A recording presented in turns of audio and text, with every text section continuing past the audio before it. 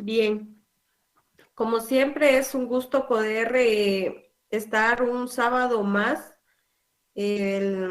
compartiendo una clase más, ya la clase número 8 del curso de Derecho Procesal Penal 2. Y pues la temática para este sábado, pues tenemos lo que es la prueba en el proceso penal. Es un tema pues dividido para que lo tratemos. Vamos a ver cómo es que se da la prueba, así en general, y vamos a tratar el próximo fin de semana lo referente a los medios de prueba específicos, ¿verdad? Entonces, se los comento para que hoy vamos a ver todo lo general para que podamos ya ver cada uno de los medios de prueba dentro de 8 días y que ustedes puedan analizar, darle una lectura a su código. Los medios de prueba, pues ustedes los encuentran en el artículo 187.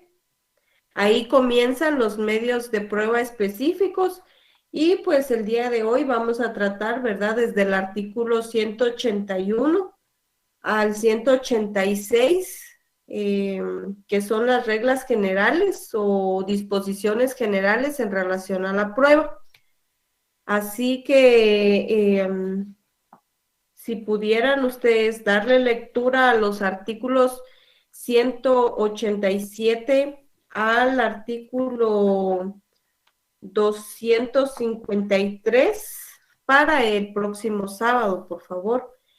Bien, les doy la bienvenida a nuestra clase número 8 de Derecho Procesal Penal 2. Espero que hayan tenido una exitosa semana y espero que todos se encuentren muy bien y les espero que todos pues sigamos cumpliendo con las normas que se necesitan seguir para poder detener la propagación de esta enfermedad que nos está afectando actualmente. Bien, ya vamos a iniciar de lleno y como todos los sábados de nuestras clases, pues vamos a iniciar identificando, ¿verdad? Nuestro objetivo de clase, el cual es que el estudiante de Universidad Rural de Guatemala en su formación profesional conozca de los sistemas de prueba y forma de valoración de la misma en marco al proceso penal guatemalteco. Bien, entonces por eso les indicaba de que vamos a analizar, ¿verdad? Todo lo referente a las disposiciones generales de la prueba. Bien, vamos a iniciar con lo que es ya la prueba en el proceso penal guatemalteco. Prueba es todo elemento que puede ser de utilidad para descubrir la veracidad relacionada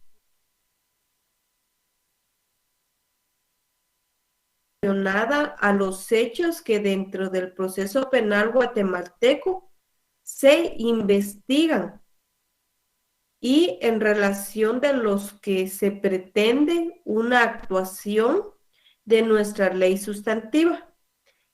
También se considera que la prueba es el único medio eficaz para el descubrimiento de la verdad y también la mejor garantía en contra de todas aquellas arbitrariedades existentes de las decisiones judiciales existentes en el país. Entonces, la prueba nos va a servir, digamos que ustedes tienen que tomar en cuenta que la prueba nos va a servir ¿para qué? Para poder descubrir la verdad acerca de los hechos que en el proceso penal se están investigando, ¿verdad? Y dentro de este proceso penal, se necesita de ellos para poder descubrir esa verdad y que el juez pueda valorar esa prueba y así al final del proceso penal se pueda dar un juzgamiento acorde, ¿verdad? Es decir, que se encuentre culpable o inocente a la persona a la cual se le están acusando los hechos delictivos, ¿verdad? Entonces, a eso se refiere la prueba, ¿verdad? Entonces,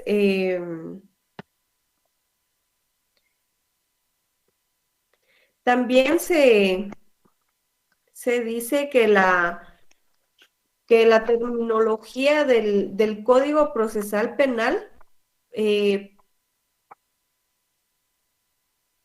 prueba, ¿verdad? Solo será lo actuado en el juicio oral, mientras que todo el material reunido durante la investigación es denominado elemento de convicción.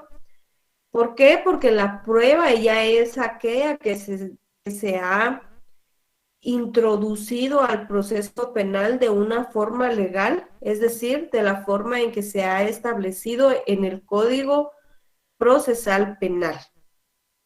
Mientras que lo que se ha reunido durante la investigación eh, se considera únicamente un elemento que nos va a ayudar a convencer al juez de que sí se debe de ligar a proceso a una persona. A eso se refiere. Y que posteriormente se va a convertir en una prueba. ¿Ya? Entonces, sin embargo, ¿verdad? La normativa de valoración y legalidad de la prueba rige también para los elementos de convicción. ¿Por qué razón? Porque si fue, digamos que los elementos de prueba pues también deberán de ser obtenidos de una forma legal. No es que porque no es prueba, quiere decir que puedan ser obtenidos de forma ilegal. Entonces, por esa razón es de que se menciona, ¿verdad?, que la normativa de valoración y de legalidad, pues también van a regir los elementos de convicción. Un juez no puede tomar en cuenta, ¿verdad?, que para ligar a proceso, por ejemplo, a una persona, no va a tomar en cuenta un elemento de convicción que haya sido obtenido, por ejemplo, por medio de tortura, de coacción, ¿verdad? Entonces, tomando en cuenta eso, es de que es importante que usted sepa que los elementos de convicción también se tomarán, se regirán por las normas que rigen la prueba.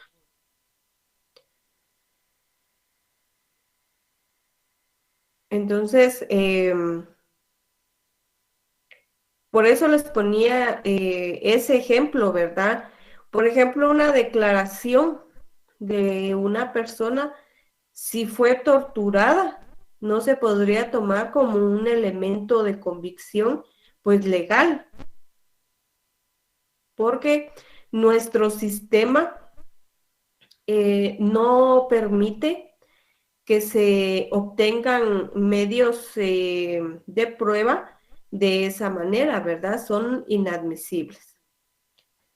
Bien, la prueba, según nuestro Código Procesal Penal, necesita cumplir ciertas características o requisitos para que ésta sea admitida. Entonces, es importante que nosotros tomemos en cuenta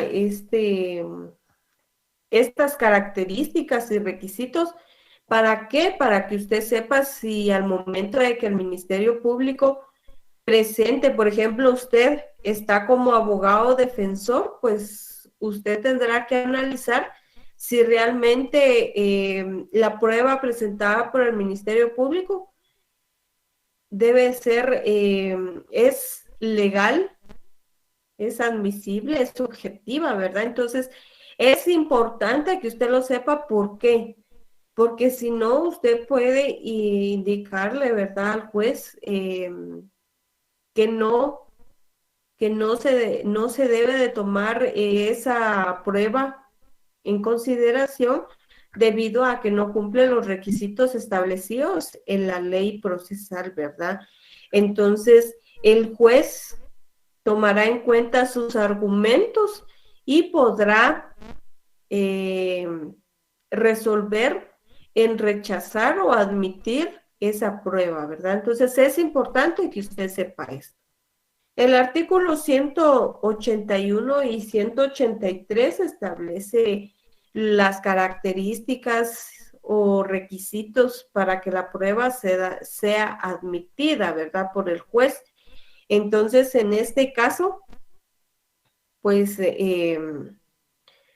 nos damos cuenta que la prueba debe de ser objetiva, legal, útil, pertinente y no abundante, ¿ya?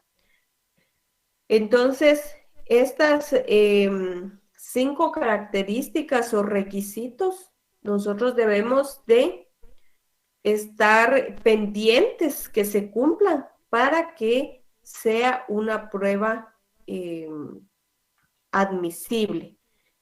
¿Qué quiere decir una prueba objetiva? Que la prueba no debe ser fruto del conocimiento privado del juez ni del fiscal, sino que debe provenir al proceso desde el mundo exterior, siendo de esta manera controlada por las partes, ¿verdad? ¿Qué quiere decir esto? Que no lo va a obtener el fiscal, ¿verdad? No él va a hacer la prueba, sino ni el juez, sino que la obtuvieron del mundo exterior. Por ejemplo, un asesinato. Un asesinato van a ir a la escena del crimen el equipo del Ministerio Público. Entonces, en este caso, los DICRI van a recabar todos los indicios que en un futuro van a ser elementos de evidencia y después prueba, ¿verdad? Entonces, a eso se refiere, que vienen del mundo exterior y no del conocimiento privado del juez o del fiscal, sino que vienen de la escena del crimen, ¿verdad? Entonces, a eso se refiere que sea objetiva.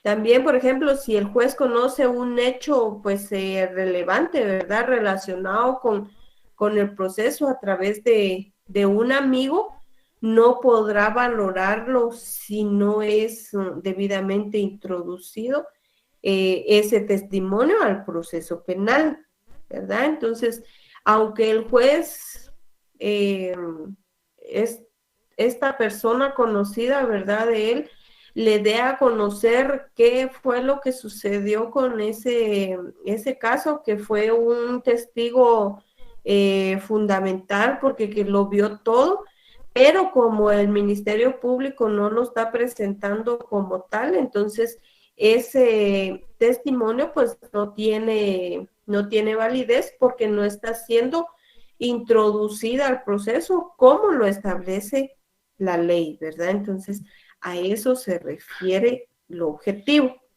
También es importante que usted tome en cuenta que el artículo 181 del Código Procesal Penal pues limita la incorporación, ¿verdad?, de la prueba de oficio a las oportunidades y bajo las condiciones previstas por la ley. ¿Qué quiere decir?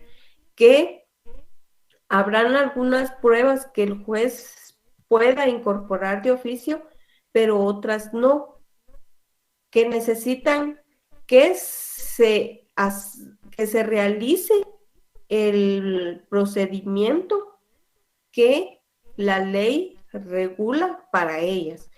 Es como una inspección, un registro. ¿Qué pasa? Que aquí en el artículo 87, 187, 188, 189, ahí nos está indicando, ¿verdad? ¿Cuál es el procedimiento para obtener el diligenciamiento de esta prueba y poder obtener ya un acta de inspección, un acta de registro, ¿verdad? Entonces, para poder ser incorporada de la forma legal. Entonces, a eso se refiere. A eso se refiere la prueba objetiva. La prueba legal, es decir, que sea legal. ¿Cuándo la prueba va a ser legal? La prueba debe ser obtenida a través de medios permitidos e incorporada de conformidad a lo dispuesto con la ley. De lo contrario, no sería legal la prueba, ¿verdad? Entonces, este es un requisito muy importante. Los motivos fundamentales que evitan la legalidad en los medios de prueba son la obtención ilegal. Si se obtiene en la prueba ilegal, ya no es una prueba legal, ¿verdad? Aunque no haya una reglamentación expresa, ¿verdad? Pero las garantías constitucionales individuales reconocidas en nuestra Constitución Política de la República, pues exigirá que cualquier dato probatorio que se obtenga en violación a estas garantías se consideren por el juez de forma ilegal, ¿verdad? Porque si, por ejemplo, se está violentando el derecho a la propiedad privada, se ingresa, ¿verdad?, a una propiedad privada, o ¿qué pasa? Que se está violentando una garantía constitucional. Entonces, en este caso, aunque no la ley aclare, ¿verdad?, que si usted ingresa de una forma irregular a una vivienda, pues esta será ilegal. No, no lo establece así nuestro Código Procesal Penal, pero tampoco se pueden violentar los derechos constitucionales. Entonces, por ejemplo, el Ministerio Público procede, ¿verdad?, a recoger prueba infringiendo la garantía de la inviolabilidad del domicilio. Carece de aptitud probatoria y que corresponde, ¿verdad?, dejar sin efecto la resolución dictada en contra del imputado. ¿Por qué? Porque en ella se meritúan pruebas recogidas de un allanamiento y un secuestro insalvables, ¿verdad? De nulo, insalvable nulo. Son nulas esas pruebas. ¿Por qué? Porque se violentó su domicilio, ¿ya? Entonces, es importante tomar en cuenta de que la prueba debe de ser legal, es decir, obtenida de una forma legal, basándose en el artículo, los artículos que regulan ese medio de prueba. ¿Para qué? Para que en un futuro no se considere que fue obtenida de una forma ilegal. Otro ejemplo sería una declaración del acusado, obtenida contraviniendo la prohibición de obligar a este a declarar contra sí, por haber sido, ¿verdad?, prestada bajo juramento, o a premios, por ejemplo, que se le obligara, que el juez le indicara que o, o por ejemplo, el Ministerio Público le indicara que debe de declarar, o la Policía Nacional Civil tomarle una declaración cuando el único órgano competente es el juez, o el juez le indique que debe de declarar obligatoriamente y que lo proteste, ¿verdad? O que le indique que es su momento oportuno para declarar, no tiene abogado defensor y le está indicando que es su obligación declarar y que lo va a protestar.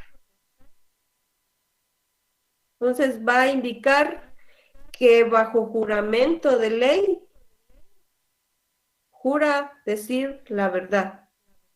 De lo contrario, estaría incurriendo en el delito de falso testimonio. Entonces, todo eso, recordemos que él no está obligado a declarar, ¿ya? Entonces, en esto es importante que nosotros lo tomemos en cuenta, ¿verdad?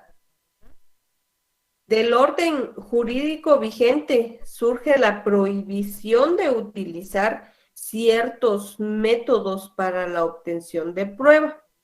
¿Qué quiere decir esto? Utilizar aquellas formas de coacción directa, física o psicológica sobre las personas que pueden ser utilizadas para forzarlas a obtener una declaración, a obtener datos probatorios, ¿ya? También en estos casos son obtenidas, ¿verdad? Pruebas ilegales. Por ejemplo, que no sería legítimo suministrar a un testigo una droga, ¿verdad? La cual nos permitiera poder obtener la verdad de los hechos y que ésta sea aplicada o suministrada en contra de su voluntad, ¿verdad? Para que él diga lo que nosotros necesitamos que él diga. Entonces ahí le estaríamos violentando sus garantías constitucionales. También se puede dar una incorporación irregular. ¿Cuándo se da una incorporación irregular?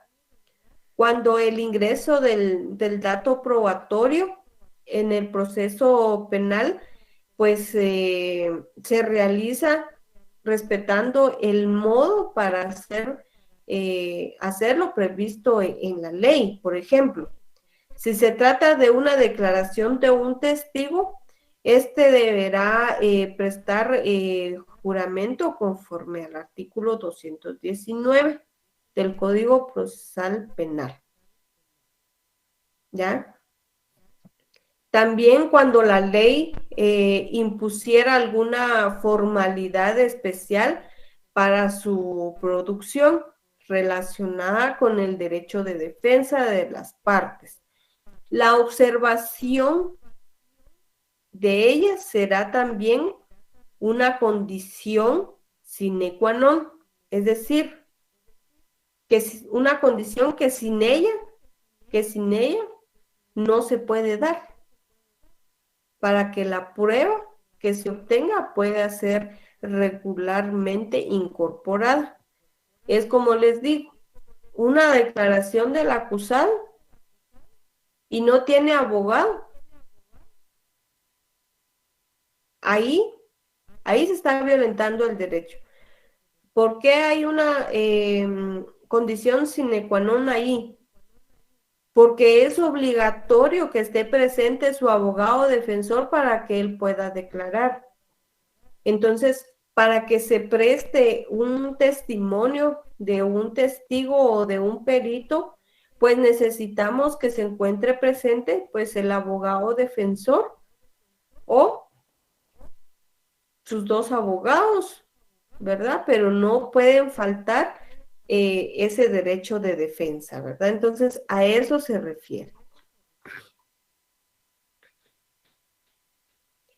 Respecto a la incorporación de la prueba, la ley exige que deba hacerse respetando pues determinadas formalidades que son indispensables para asegurar tanto el derecho de defensa como su veracidad.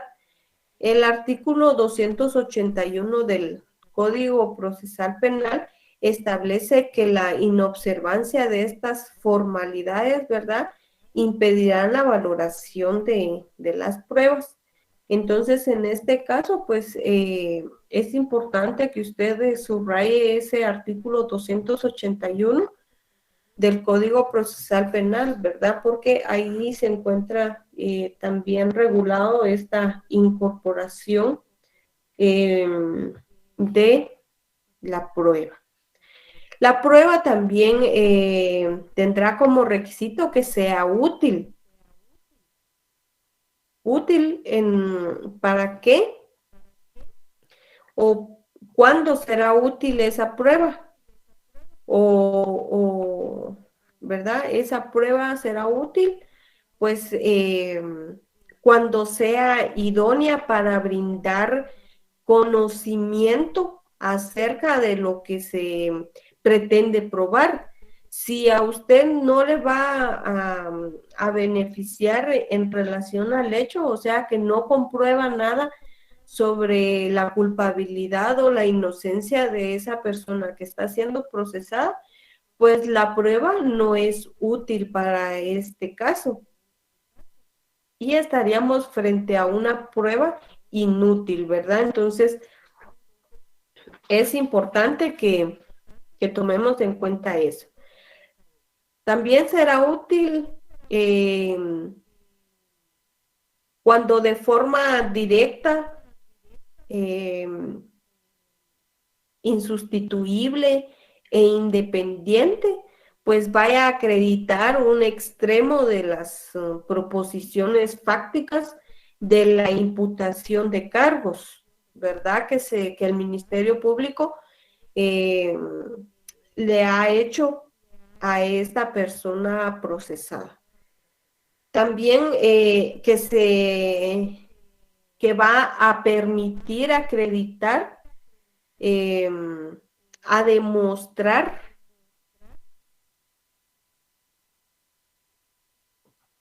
una prueba más amplia en su contenido, ¿verdad? Entonces, a eso se refiere, ¿verdad? Que va a permitir demostrar todos los extremos que está manejando el Ministerio Público. ¿Cuándo se va a considerar una prueba inútil? Cuando esta prueba complementa innecesariamente otra prueba y que pretenda acreditar un hecho procesal no controvertido, perdón. Entonces, aquí la prueba es irrelevante, ¿verdad? Entonces, no necesitamos esa prueba porque ya otra ya cumplió la función que esta está haciendo y únicamente la va a complementar, ¿verdad? Entonces, por esa razón va a ser inútil, o también, ¿verdad? En el caso de que esta prueba pues no sea idónea, como les había indicado, ¿verdad? Que no está probando nada, no está acreditando nada de los hechos que se le están imputando a la persona, ¿verdad? El elemento de prueba no solo será cuando produzca certeza sobre la existencia o inexistencia del hecho que con él se pretende acreditar, sino que también cuando permita fundar sobre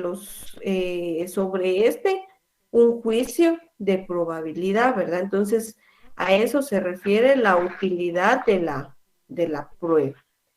La siguiente característica, pues, es que la prueba sea pertinente, ¿verdad? Que el dato probatorio deberá guardar relación, ya sea directa o indirecta, con el objeto de la averiguación.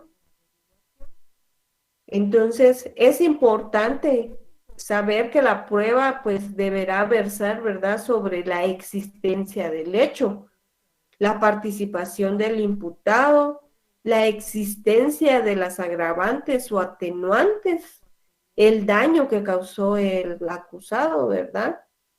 Entonces, sobre eso necesitamos nosotros que verse la prueba. ¿Por qué? Porque si nosotros no necesitamos comprobar, ¿verdad?, que la persona, pues, eh,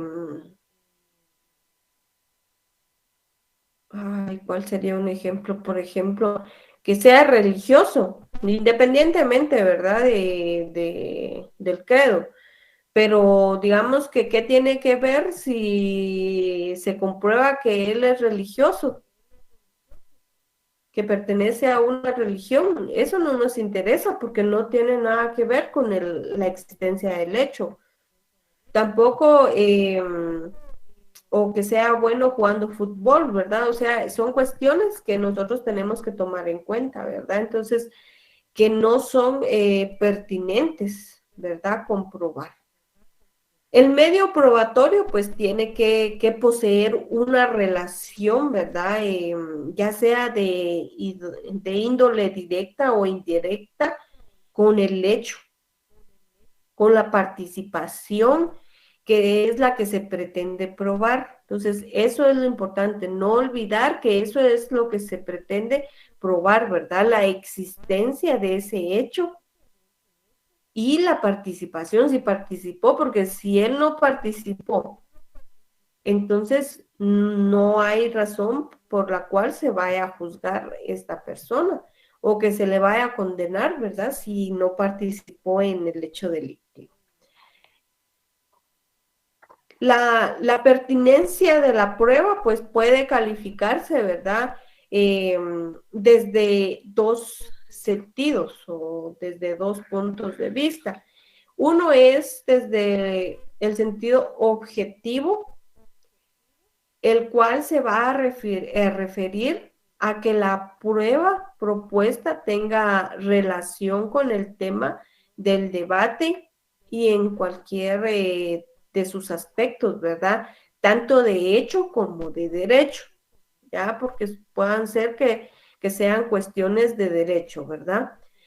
También desde el punto funcional o sentido funcional, que la prueba pueda influir, ¿verdad?, en el resultado final del juicio.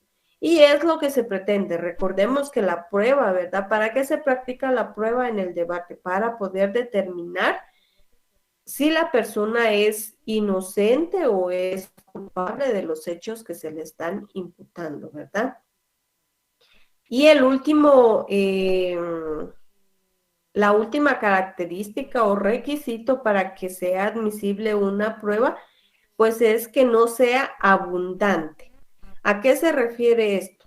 A que una prueba pues será abundante cuando su objetivo, ¿verdad?, haya quedado suficientemente comprobado a través de otros medios de prueba. Los medios de prueba no deberán, ¿verdad?, de cargar una abundancia en el extremo que se considere más que suficiente otra prueba ya ofrecida. Es decir, lo importante a analizar en este punto no es la cantidad de elementos probatorios presentados, sino que los mismos sean sobreabundantes, ¿ya? Entonces,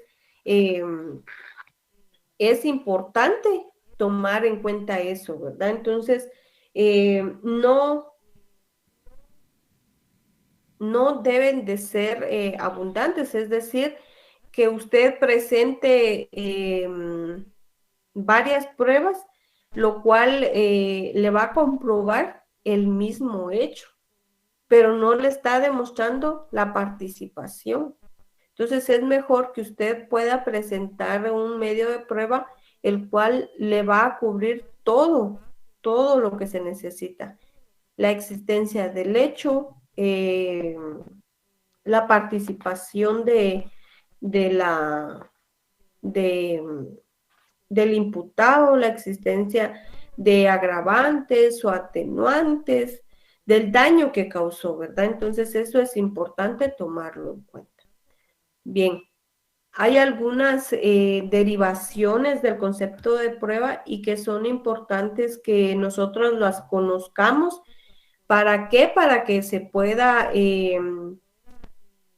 para que no se pueda confundir, ¿verdad? Porque dentro del derecho procesal penal y del proceso penal en sí, pues nosotros necesitamos saber estas derivaciones, ¿verdad? Así como se ha hecho con el imputado, ¿verdad? El sindicado, que se le han dado varias denominaciones, pero nosotros sabemos que dependiendo de la etapa, pues así es como se van a dar, ¿verdad? Por ejemplo, sindicado, ¿verdad? Cuando se ha detenido, cuando ya se le ha imputado los hechos por parte del Ministerio Público, deja de ser un sindicado y ya es un imputado. Cuando se le liga a proceso y se dicta el auto de procesamiento, pues ya es procesado. Cuando se presenta la acusación, pues ya es acusado. Y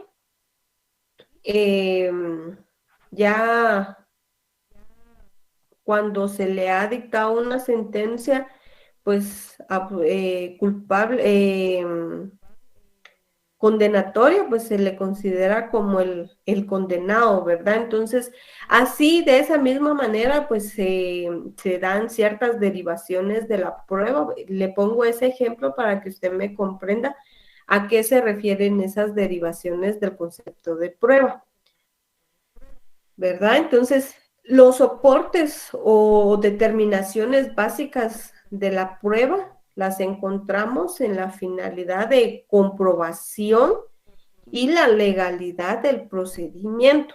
Desde luego, ¿verdad? Que no puede haber prueba sin agentes productores, sin medio para producirla, sin resultado y sin materia u objeto, ¿verdad?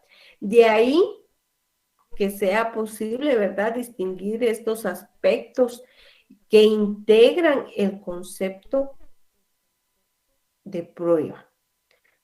Entonces, ahí es donde se viene a determinar, ¿verdad? Que hemos escuchado órgano de prueba, medio de prueba, elemento de prueba, objeto de prueba. Entonces, es importante que nosotros sepamos cuando no le vamos a decir al juez, bien, le venimos a ofrecer el órgano de prueba o le venimos a ofrecer, a presentar o vamos a diligenciar el siguiente órgano de prueba, objeto de prueba. Entonces, necesitamos saber esas derivaciones para podernos referir a ello, ¿verdad? Entonces, vamos a iniciar con la primera derivación de este concepto de prueba, que es el órgano de prueba. ¿A qué nos referimos con un órgano de prueba? El órgano de prueba es toda aquella persona física que aporta dentro del procedimiento elementos de conocimiento sobre el objeto de la averiguación penal. Es aquella persona que va a actuar como elemento intermediario entre el objeto de prueba y el juez. Por ejemplo, en una declaración testimonial, ¿quién es el órgano de prueba? El testigo, ¿ya? El testigo es el que va a ser el órgano de prueba. Entonces, usted debe de saber que su órgano de prueba es el testigo, no es la declaración testimonial, ¿ya? Entonces, eso es lo importante. Por lo tanto, el testigo y el perito llenan este espacio de órgano de prueba. También lo puede ser el sindicado,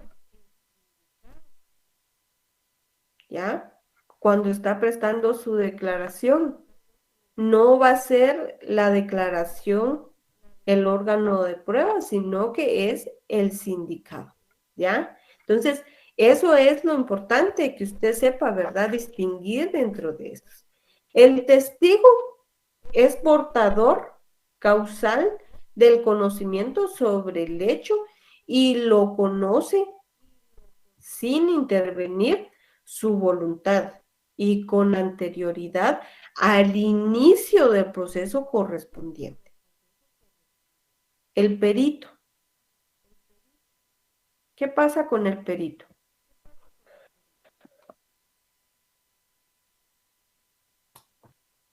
En cambio, el perito aporta elementos de conocimiento sobre aspectos que puede esclarecer el hecho y se convierte en fuente de ese conocimiento ya dentro del proceso. Y por requerimiento del Ministerio Público, del juez o tribunal que conoce el caso, ¿verdad? Entonces, el testigo, el perito, el sindicado, la víctima, fíjese que la víctima, si presta declaración la víctima, pues la víctima también va a pasar a ser un órgano de prueba, ¿ya? La segunda derivación, un medio de prueba.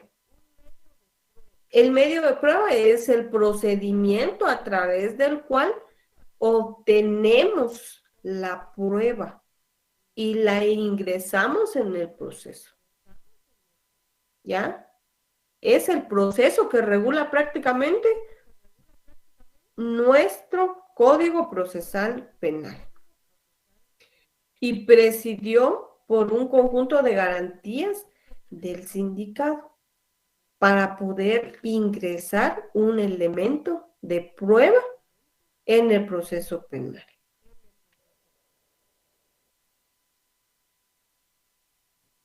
Por ejemplo, ahí viene la declaración testimonial o un registro, ¿ya? Un careo. Usted se va a su Código Procesal Penal desde el artículo 187, ahí le regula los medios de prueba, ¿ya? Los medios de prueba con los cuales usted cuenta para poder comprobar una existencia de hecho, la participación del imputado o los daños causados.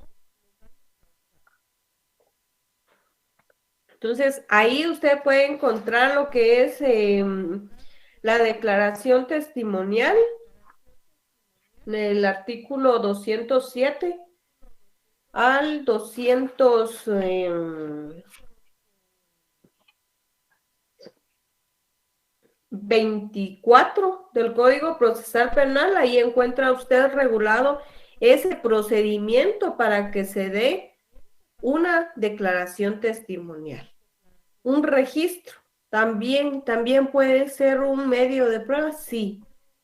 Una peritación también, porque el Código Procesal Penal le establece un procedimiento para que usted pueda realizar una peritación, sí. Entonces, ese es un medio de prueba, ¿ya? Un medio el cual le va a regular la ley, ¿verdad? El acto de producción de cada medio de prueba en particular. A eso se refiere el medio de prueba, ¿ya? Que aparece aquí en el código regulado cómo es que se va a llevar a cabo. Si no se llevó conforme al procedimiento establecido aquí, por ejemplo, si usted se va al artículo 189, le indica horario, Los registros en lugares cerrados o cercados, aunque fuera de acceso público, no podrán ser practicados antes de las 6 ni después de las 18 horas. ¿Qué quiere decir? Que un allanamiento, ¿verdad? Se va a practicar un allanamiento por parte del Ministerio Público, pero ingresaron a las 5:30 o por decirle a las 5:50 al inmueble. ¿Será que están cumpliendo con el procedimiento que establece? No, ¿verdad? Entonces este medio de prueba pues no fue obtenido o realizado conforme a su procedimiento, ¿verdad? Entonces a eso se refiere medio de prueba. También tenemos lo que es el elemento de prueba. ¿A qué se refiere este? Es la prueba misma, es decir, es el resultado del acto de producción de la prueba. ¿Ya?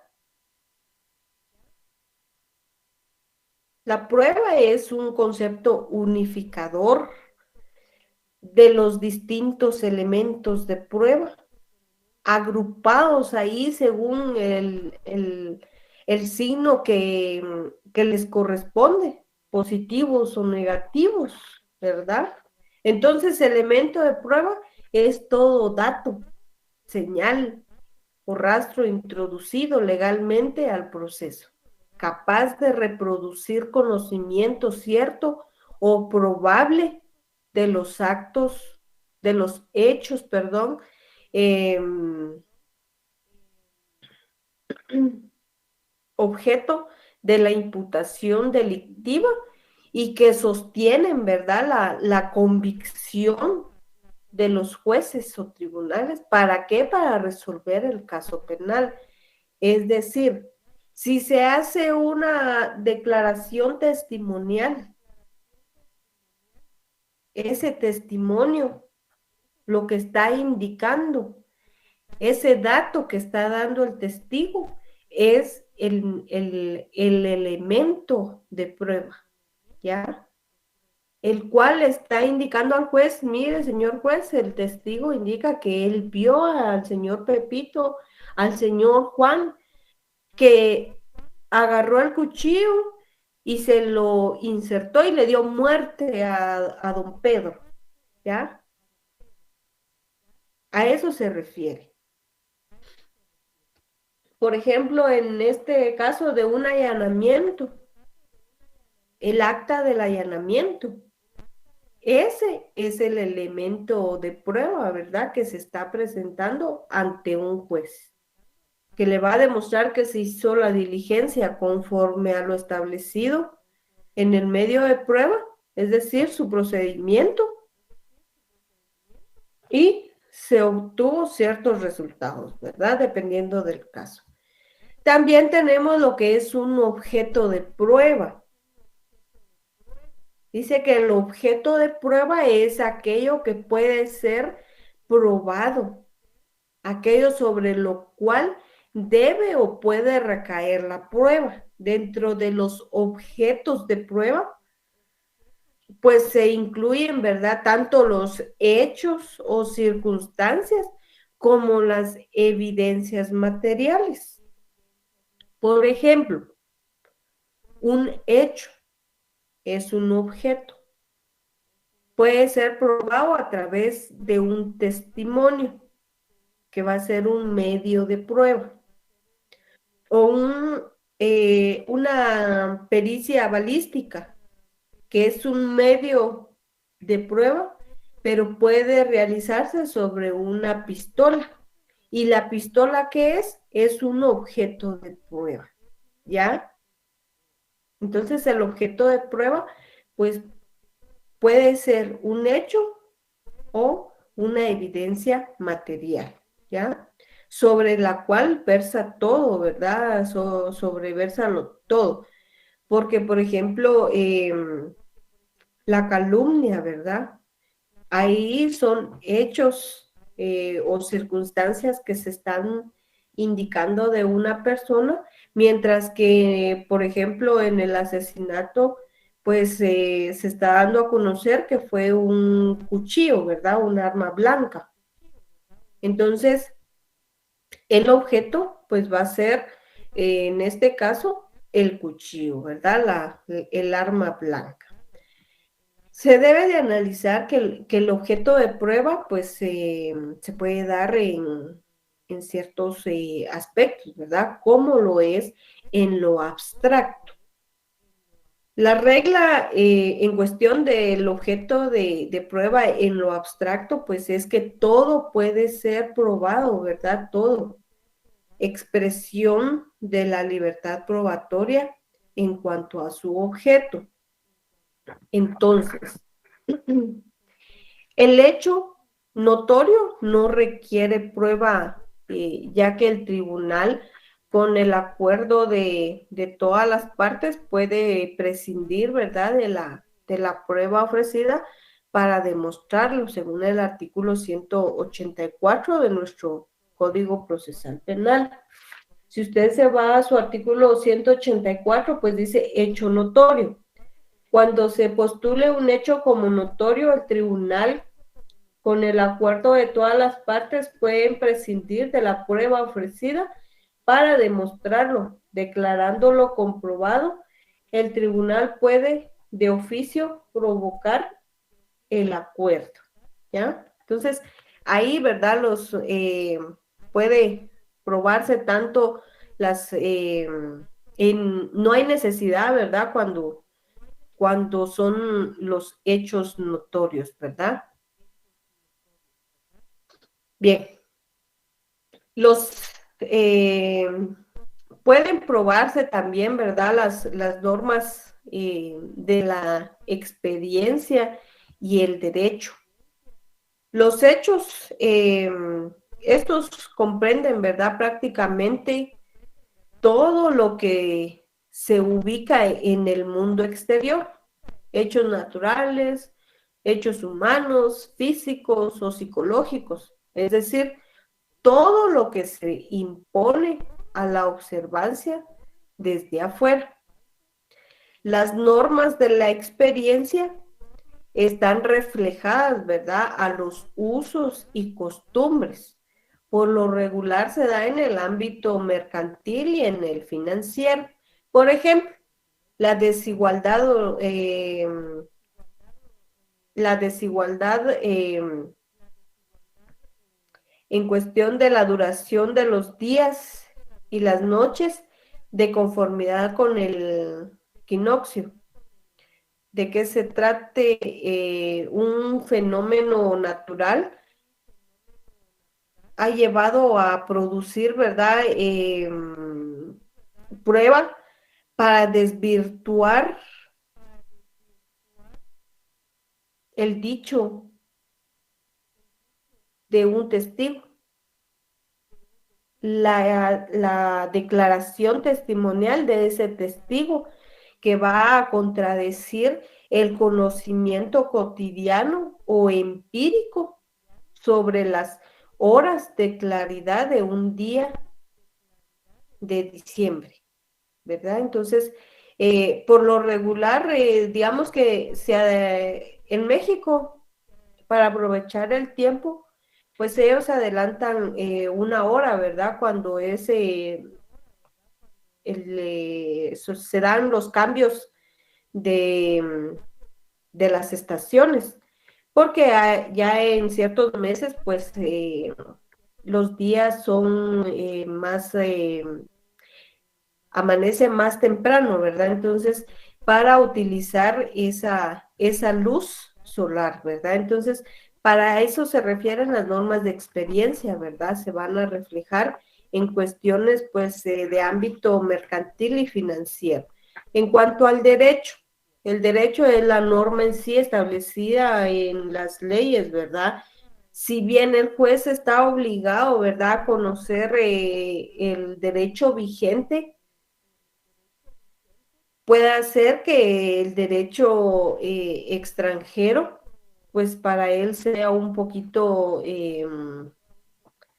aunque no debería de ser así, ¿verdad? Pero puede hacer que no sea su fuerte, que no sea de su conocimiento ampliamente, ¿verdad? Entonces, este derecho extranjero puede ser objeto, ¿verdad?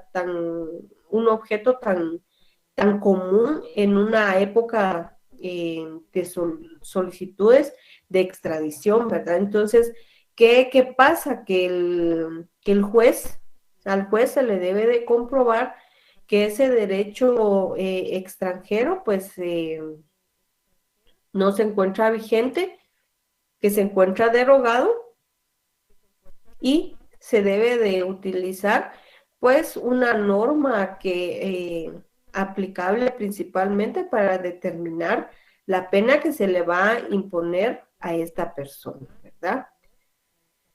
También se puede ver el objeto de prueba en aspecto en concreto, ¿verdad? En un proceso penal determinado, la prueba deberá versar sobre la existencia del hecho delictivo y las circunstancias que lo califiquen agravan, atenúan o justifican o incluyen a veces, influyen, perdón, incluso en la punibilidad, ¿verdad? Y la extensión del daño causado, ¿verdad? Entonces, eh, a eso se refiere el objeto en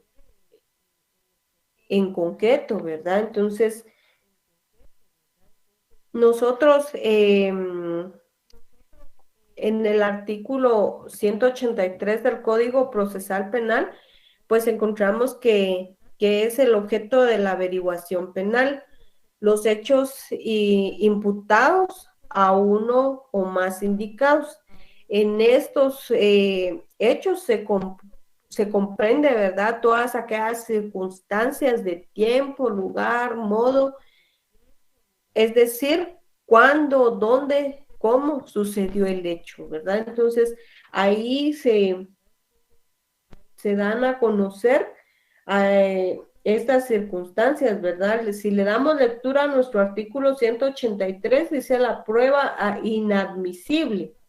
Un medio de prueba para ser admitido debe referirse directa e indirectamente al objeto de la averiguación y ser útil para el descubrimiento de la verdad. Los tribunales podrán limitar los medios de prueba ofrecidos para demostrar un hecho o una circunstancia cuando resulten manifiestamente abundantes. Son inadmisibles, en especial, los elementos de prueba obtenidos por un medio prohibido, tales como la tortura, la indebida intromisión en la intimidad del domicilio o residencia, la correspondencia, las comunicaciones, los papeles y los archivos privados, ¿verdad? Entonces ahí nos da a conocer estas circunstancias. Bien, vamos a proceder a analizar lo que son las disposiciones también generales de nuestra prueba. Vamos a continuar en el artículo 182 del Código Procesal Penal. Se establece la libertad de prueba. Se podrán probar todos los hechos y circunstancias de interés para la correcta solución del caso por cualquier medio de prueba permitido. Regirán en especial las limitaciones de la ley relativas al estado civil de las personas. Acá nosotros encontramos el fundamento legal a este principio, ¿verdad?, de libertad de prueba. Se podrán probar todos aquellos hechos de interés y circunstancias de interés para conocer la verdad de los hechos en marco al proceso penal. El principio de libertad probatoria ha sido caracterizado diciendo, ¿verdad?, que en el proceso penal Todo puede ser probado y por cualquier medio de prueba.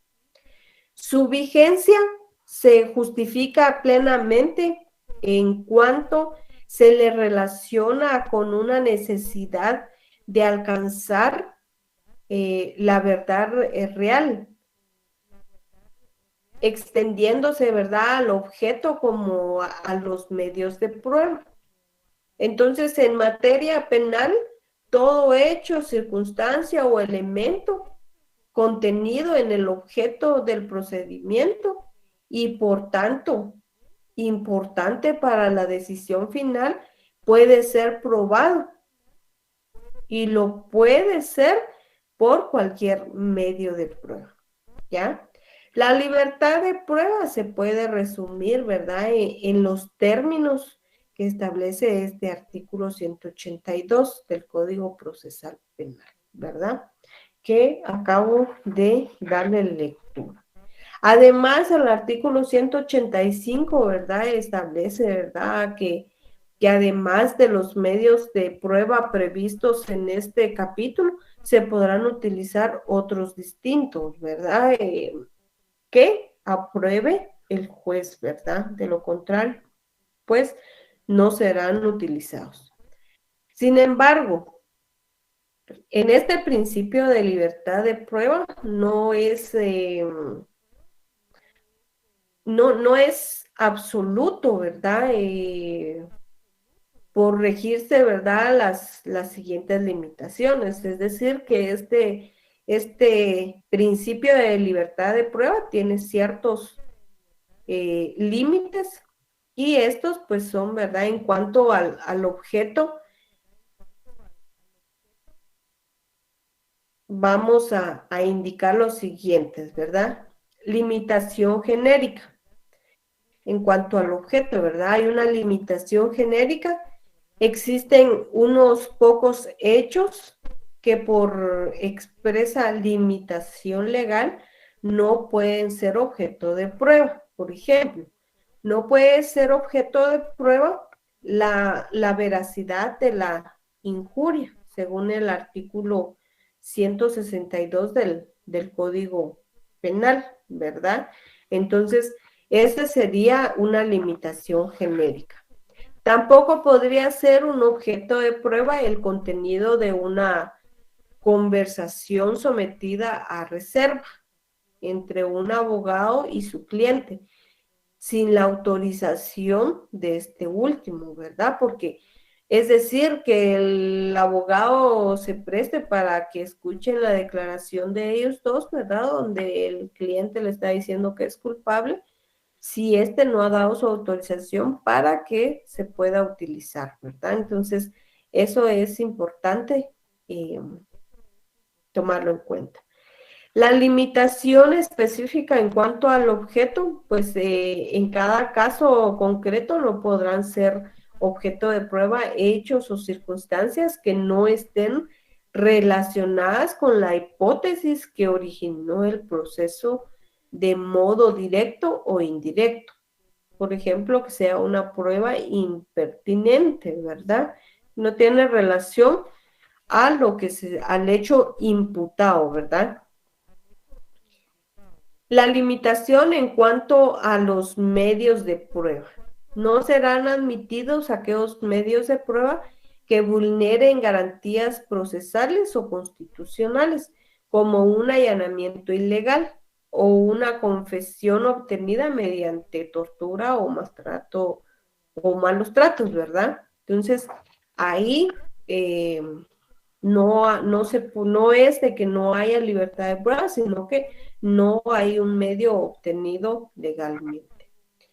El estado civil de las personas solo podrá probarse, ¿verdad?, a través de los medios de prueba señalados en los códigos civiles y procesales civiles y mercantiles, según el Código Procesal Penal, ¿verdad? Entonces, ¿cómo se comprueba el estado civil? Pues con un certificado de matrimonio, ¿verdad? Ahí usted comprueba que su estado civil es casado, ¿verdad? Entonces, de lo contrario, pues es soltero. En el artículo 184, pues se señala que no será necesario, ¿verdad?, probar hechos que se postulen como notorios. Es, por ejemplo, si en 1994 era presidente de la República Ramiro de León Carpio, eso no necesitamos nosotros comprobarlo porque es un hecho notorio, ¿verdad? Por ello es necesario el acuerdo del tribunal y las partes, aunque el tribunal de oficio puede provocar el acuerdo, ¿verdad? No se necesita presentar pruebas, un testimonio, ¿verdad? No se necesita. ¿Por qué? Porque es un hecho notorio. Bien, también necesitamos saber en cuestión de la prueba, pues la carga de la prueba. Si nos damos cuenta, en todas las clases de derecho procesal penal, pues hay una carga de la prueba y dentro de esta, ¿verdad? Está lo penal y en lo penal se excluye esta carga de la prueba. ¿Por qué? Porque solo en el proceso civil se rige esta carga de la prueba como una norma general, ¿verdad? El principio de la carga de la prueba por el que la persona que afirma un hecho debe probar. Acá no, porque por el derecho de inocencia, ¿verdad? Sin embargo, esta regla no es válida para el proceso penal, como les digo, ¿verdad? En primer lugar, hay que indicar que el imputado goza del derecho de presunción de inocencia, ¿verdad? Las partes acusadoras han de ser las obligadas de demostrar su teoría si quiere lograr una condena, ¿verdad? En segundo lugar, el Ministerio Público está obligado a extender la investigación no solo a las circunstancias de cargos, sino también a las de descargo. Comprobar si la persona es culpable o es inocente. A eso se refiere. La incorporación de la prueba al proceso penal. Tenemos ahora cómo se incorpora, ¿verdad? Durante el procedimiento preparatorio, la prueba se considera un elemento de convicción, con el cual se le indica al juez que se debe de tomar en cuenta para posteriormente ofrecerla y diligenciarla en debate, ¿verdad? A través la cual se obtuvo y se está introduciendo a través de la investigación del Ministerio Público. Cuando el defensor o el querellante, ¿verdad? Desean introducir algún elemento de convicción, deben de solicitar al Ministerio Público que éste los incorpore, ¿verdad? Tan solo en los casos que éste se oponga, el defensor y el querellante pues puede acudir al juez para que éste ordene la práctica de esas diligencias. Recuérdense, ¿verdad? Ahí hay una inconformidad entre el Ministerio Público y la defensa o el querellante. Puede solicitarse una audiencia de discrepancia, ¿verdad? Entonces, a eso se refiere lo que es la incorporación. Tenemos la prueba ilícita o prueba ilegal, también denominadas prohibiciones probatorias, y trata las restricciones impuestas a la obtención de fuentes de prueba en el procedimiento probatorio, ¿verdad? Entonces, tradicionalmente se ha señalado que el fin, ¿verdad?, del proceso penal es la búsqueda de la prueba, de la verdad. Sin embargo, en un Estado democrático, este fin no es absoluto, está limitado. La barrera a esta búsqueda de la verdad está en el respecto a los derechos y garantías que otorga nuestra Constitución Política de la República y las leyes procesales, ¿verdad? Por ejemplo, si la única manera de conocer la verdad es torturar a una persona, el Estado de Guatemala renuncia a conocer la verdad, ¿ya? Porque no está aceptado utilizar este medio, ¿verdad? Entonces, a eso se refiere. La ilegalidad de la prueba se puede originar, ¿verdad? Por dos motivos: por obtención a través de un medio probatorio prohibido y por incorporación irregular al proceso. La prueba obtenida a través de medio prohibido, cualquier prueba obtenida a través de un medio que vulnere las garantías individuales constitucionales reconocidas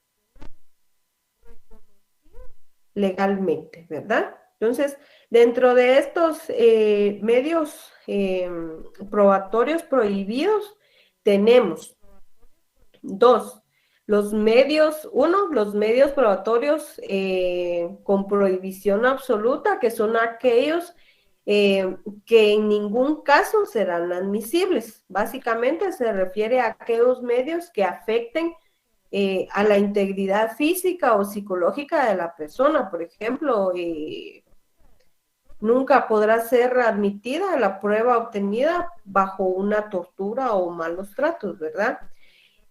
El segundo medio probatorio que requiere de autorización judicial, existen algunos medios, ¿verdad?, de prueba que por afectar derechos fundamentales de las partes solo serán admisibles con una orden de juez competente. Por ejemplo, los artículos 23 y 24 de nuestra Constitución Política de la República, que establecen la inviolabilidad de la vivienda, correspondencia, comunicación, libros, pero que con autorización, como excepción, ¿verdad?, a la afectación de estos derechos, sí puede ser practicada, ¿verdad? Entonces, a eso se refiere esta prueba.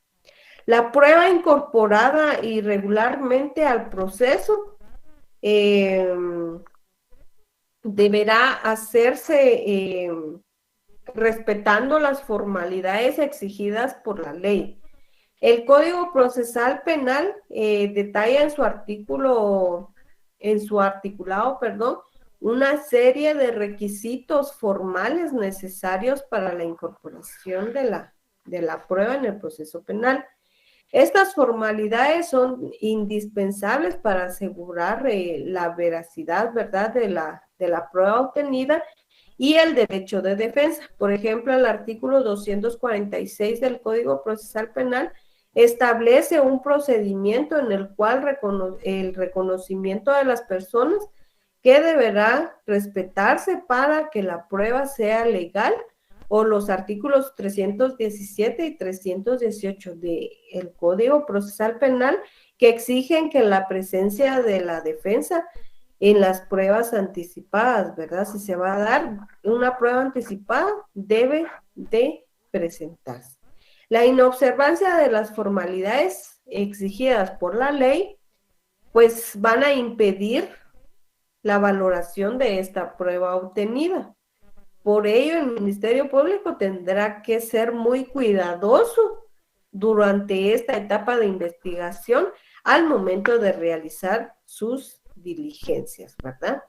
La impugnación de la prueba ilegal. Para que usted pueda impugnar esa actividad procesal defectuosa, pues se deben de recurrir a incidentes, ¿verdad?, de nulidad y otras formas semejantes. Sin embargo, ¿verdad?, aunque aparentemente se protejan mejor los fines del proceso penal de esa manera, en la práctica son usados como tácticas, ¿verdad?, dilatorias. Por ello, el Código Procesal Penal optó a regular, ¿verdad?, con precisión la invalorabilidad de la información en su artículo 281. De este modo, la discusión sobre la validez, ¿verdad?, de la prueba o los elementos de convicción se produce en el momento de su incorporación al proceso y se resuelve en el momento de su valoración y no en un procedimiento aparte. ¿Qué quiere decir esto? Que al momento de ofrecerse la prueba, pues el juez va a dar el tiempo para que las partes se puedan manifestar en relación a la prueba y se indique, ¿verdad? Porque es una prueba ilegal y así se pueda resolver esta situación, ¿verdad? Si se admite o se rechaza la prueba. También tenemos lo que es un anticipo de prueba, ¿verdad? El anticipo de prueba nosotros debemos de tomar en cuenta de que eh, se va a utilizar, ¿verdad? Porque la naturaleza misma del acto, pues impide esperar que se dé eh, hasta el debate,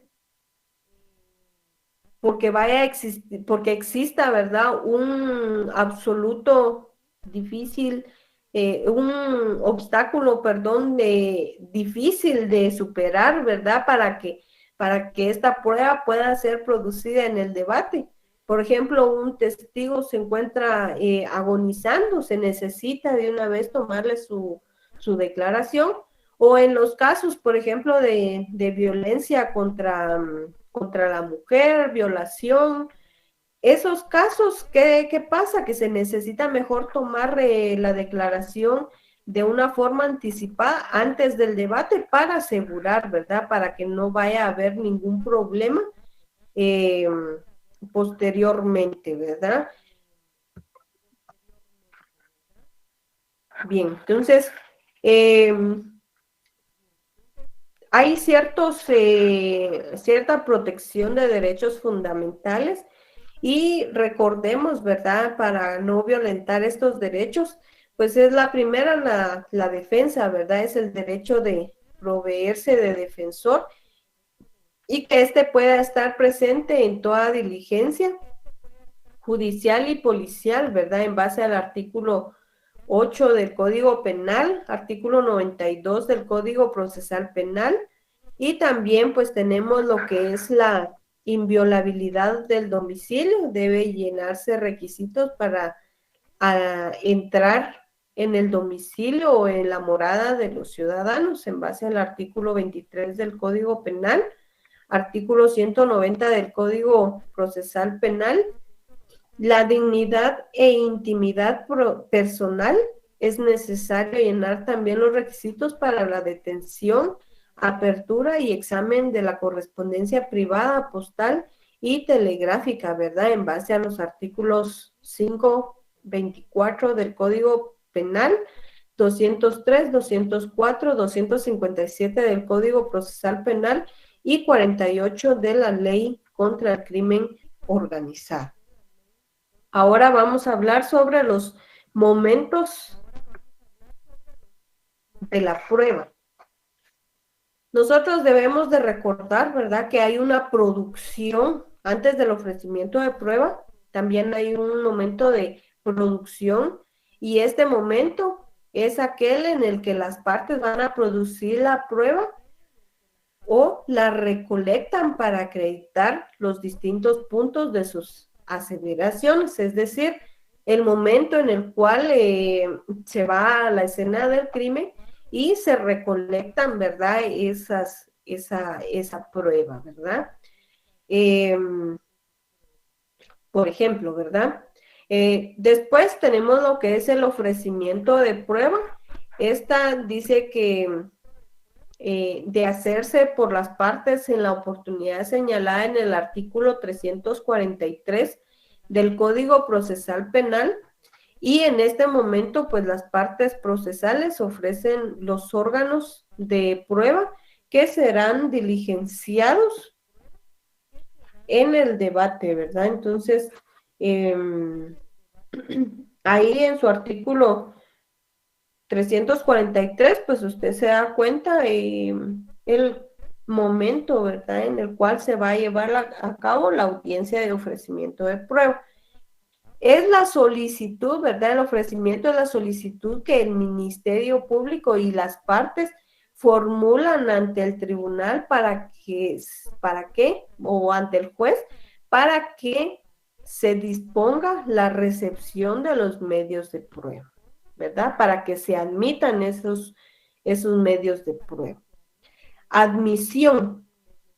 La admisión o recepción, ¿verdad?, de los medios de prueba. Es el momento procesal en el que el tribunal lleva a cabo el diligenciamiento de la prueba propuesta, posibilitando el efectivo ingreso en el proceso penal del dato probatorio que surja de su realización, ¿ya? En esta fase, el juez controla, admitirá la prueba establecida como legal, pertinente y necesaria, ¿verdad? Entonces, a eso se refiere esta admisión. El diligenciamiento tiene lugar, por lo general, en el debate y como excepción cuando se trate de un anticipo de prueba, ¿verdad? Que por el peligro de ser obstaculizado, pues se realiza antes de debate. Y debe realizarse observando las garantías y teniendo en cuenta los principios establecidos en la legislación y con ellos garantizando el derecho de defensa. Y por último viene la valoración. Todo medio de prueba para ser valorado debió haber sido obtenido mediante los procedimientos legales y su incorporación conforme las disposiciones establecidas en la ley. Es la operación intelectual, ¿verdad?, destinada a establecer la eficacia y la certeza de la convicción de los elementos de prueba recibidos, ¿verdad? Entonces, a eso se refiere la valoración. Bien, tenemos lo que son los sistemas de valoración. Para valorar el resultado de la prueba existen los siguientes sistemas o reglas de valoración: sistema de prueba legal o tasada, sistema de libre valoración de la prueba. Esta, a su vez, se subdivide en sistema de libre convicción y sistema de sana crítica razonada.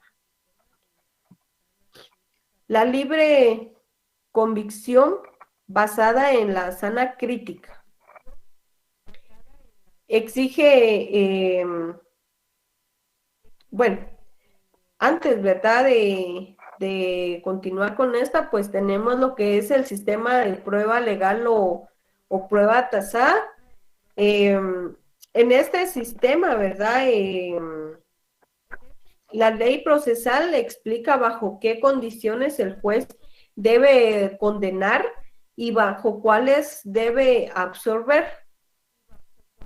Entonces, va a absolver o condenar independientemente, ¿verdad?, de su criterio propio. Él no está teniendo criterio en relación al juzgamiento, ¿verdad? El Código Procesal Penal anterior se basaba en este sistema, ¿ya?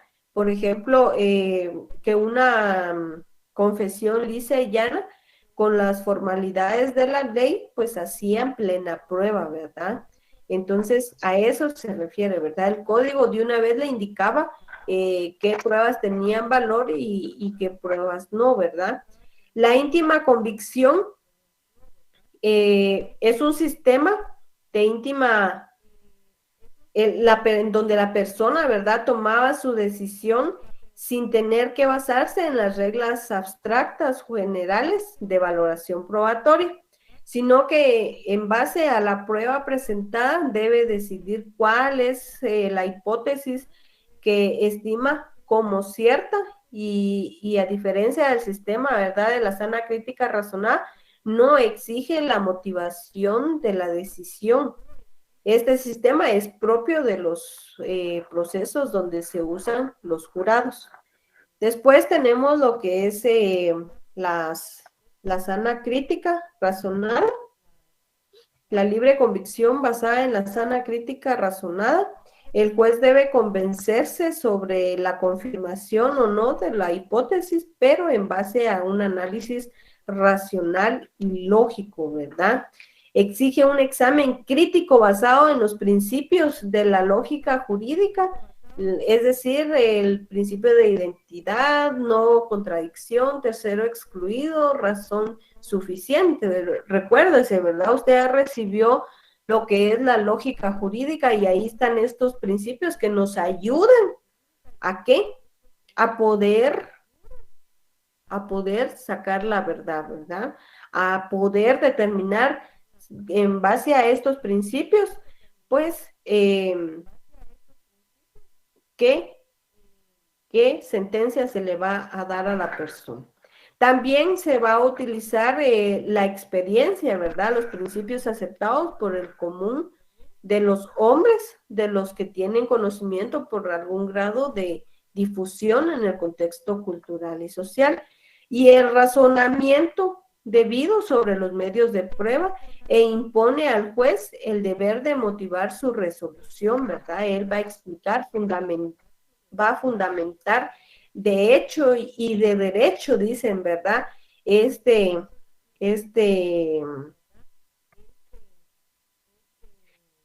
su decisión, ¿verdad? Entonces a eso se refiere. Aquí sí hay un análisis, un criterio del juez, ¿verdad? Pero el criterio del juez se va a basar en la lógica jurídica, perdón, en la experiencia y en el razonamiento debido sobre los medios de prueba, ¿verdad? Entonces, a eso se refiere la valoración de la prueba. Y por último, pues tenemos lo que es el indicio, ¿verdad? El indicio. Su fuerza probatoria reside en el grado de necesidad de la relación que revela entre un hecho conocido, psíquico o físico debidamente acreditado y otro hecho desconocido, ¿verdad? El indiciado, cuya existencia se pretende demostrar. Los indicios son de aplicación constante en el proceso penal, ya que el indicio viene a indicar, señalar y como el delito, ¿verdad? No se desarrolla en un solo acto, sino en una serie de actos sucesivos que incluyen antecedentes y consecuentes. La prueba de cada uno de estos actos puede servir para señalar el verdadero culpable, ¿verdad? Entonces, un indicio va a tener un proceso lógico, el cual es inductivo y se rige, ¿verdad?, por el principio de causalidad. En el indicio, la cosa que se presenta como conocida es siempre distinta a la cosa que se quiere hacer conocer.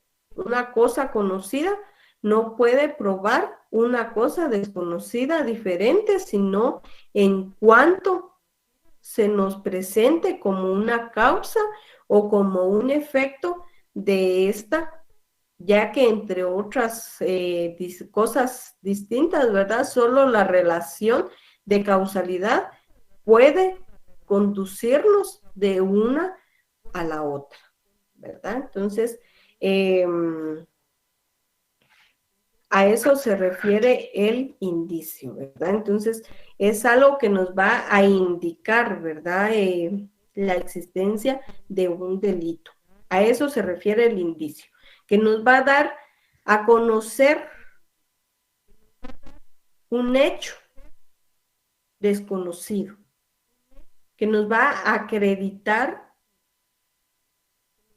un hecho conocido, ¿verdad? Entonces, a eso se refiere, ¿verdad? Nos va a indicar, señalar cómo es que se desarrolló ese acto, ese hecho delictivo. Entonces, a eso se refiere un indicio. Bien, hemos llegado a nuestro final del contenido. Voy a proceder a darle lectura a nuestras preguntas de la semana número 8. La semana 8 tiene como primera pregunta, ¿cómo se subdivide el sistema la libre valoración de la prueba? Pregunta 2, ¿qué es la prueba y ritual. Semana 8, pregunta 3. ¿En qué consiste la prueba ilícita? Pregunta 4.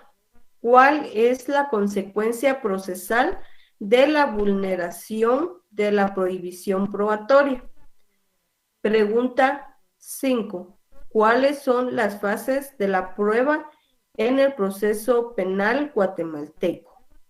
Bien, hemos llegado al final de nuestra clase número 8 de esta semana. Pues espero haberles abarcado. Sé que el tiempo pues siempre es una cuestión, ¿verdad? Que considero que no nos alcanza, siempre se abarca el contenido un poco rápido debido a eso, ¿verdad? Porque el tema pues tal vez en unas dos horas o 2 horas y media pues se podrían abarcar de una forma bien, ¿verdad? Desahogada, pero espero haberles transmitido los conocimientos necesarios y ya saben, cualquier duda, pues estoy a la orden por medio del correo del curso y les deseo un buen fin de semana, éxitos en el inicio de semana. Siempre cuídense, siempre les recomendamos, ¿verdad? Para Universidad Rural de Guatemala, pues sus estudiantes son importantes y por esa razón nosotros siempre les recordamos que se cuide por usted, por su familia y utilice su mascarilla. Así que si usted debe de salir, sabemos que todos necesitamos salir a veces por trabajo, pero si usted no debe de salir, pues quédese en casa, que ahí nada le va a pasar. Bien, fue un gusto saludarlos y les deseo una feliz tarde. Cuídense.